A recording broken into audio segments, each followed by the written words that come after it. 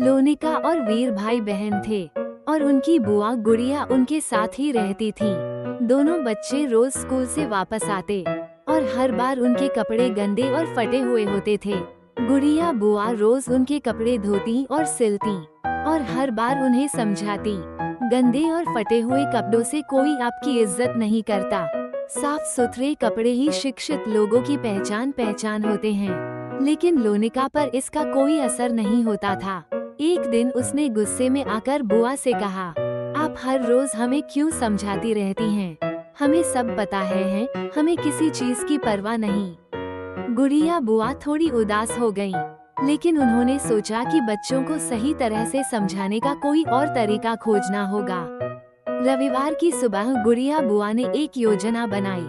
उन्होंने लोनिका और वीर के सारे साफ कपड़े धोने के लिए मशीन में डाल दिए और खुद अपने काम में लग गईं।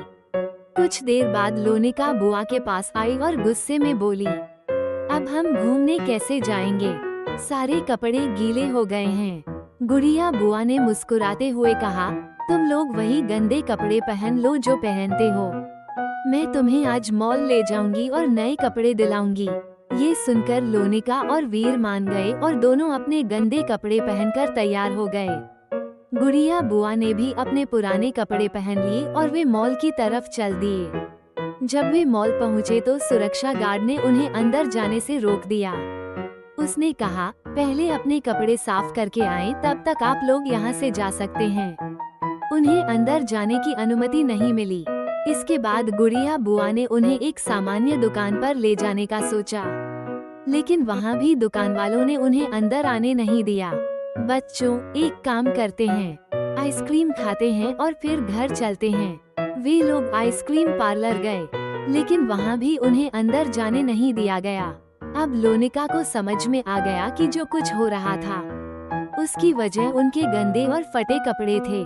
लोनिका और वीर दोनों गुड़िया बुआ के सामने आकर रोने लगे और माफी मांगते हुए बोले, बुआ, अब हमें समझ में आ गया है कि हम अपने कपड़ों की कोई कद्र नहीं करते थे।